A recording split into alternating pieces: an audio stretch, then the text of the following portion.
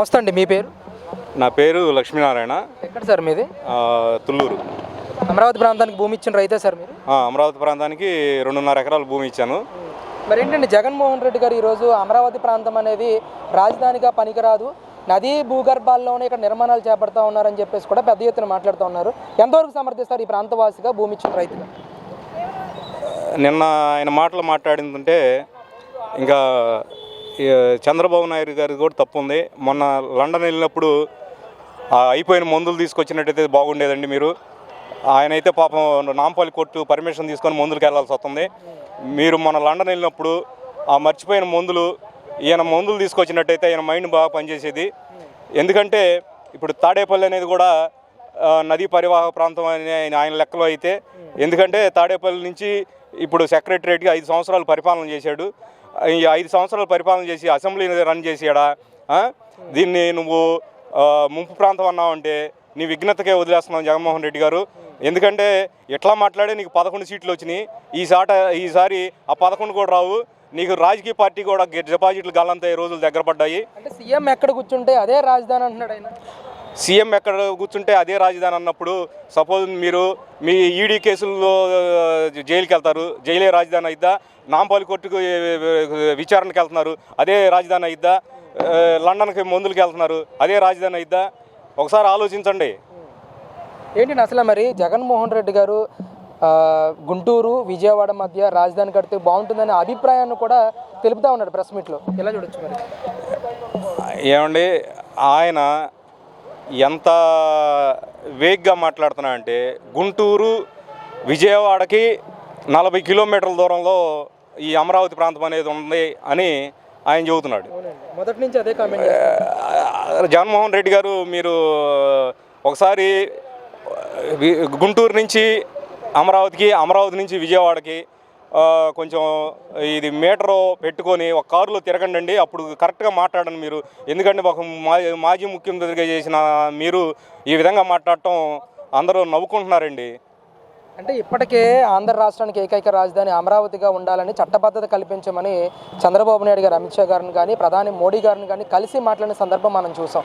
ఇలాంటి పరిస్థితుల్లో జగన్మోహన్ రెడ్డి గారు అమరావతి అసలు రాజధానిగా పనికిరాదు అని మాట్లాడడాన్ని ఎంతవరకు సమర్థించవచ్చు సార్?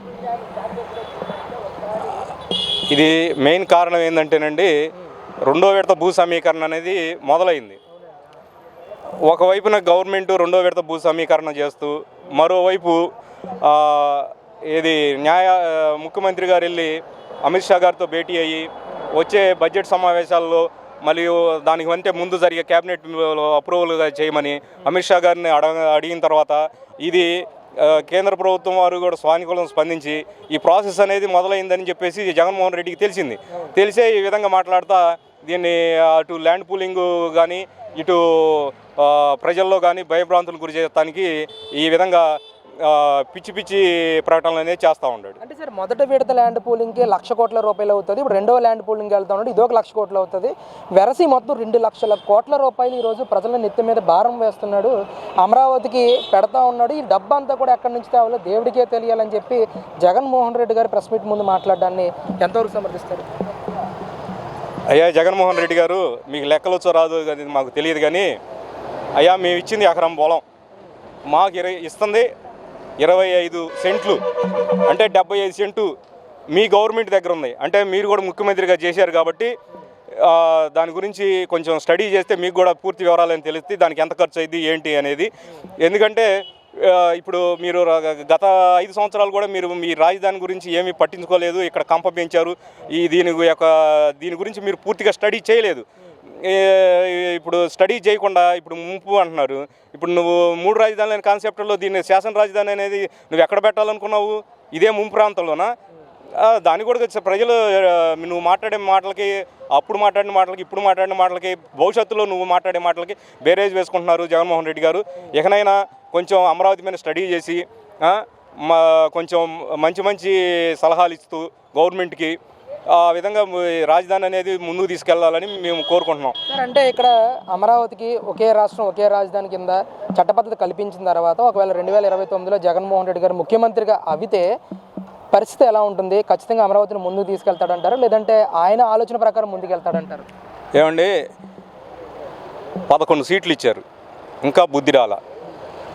అదే రాజధాని మీద ఇంకా అదే విధంగా పడి ఏడుస్తుంటే ఆంధ్ర రాష్ట్ర ప్రజలు కూడా కోరుకుంటుంది ఏంటంటే, నీకు 11 ఇచ్చి తప్పు చేశాము, అసలు ఏమి లేకుండా ఉండటే ఇంట్లో కూర్చునేవాడివి అని ఆలోచిస్తున్నారు. ఇంకా మీరు ఒకటి అడిగారు, ఇప్పుడు 2029లో కనుక అప్రూవ్ అయ్యి ఈయన కనుక గెలిస్తే అని, గెలిచే మాట పక్కన పెట్టండి, ఇంకా ఈయనకి గెలిచే అవకాశం లేదు.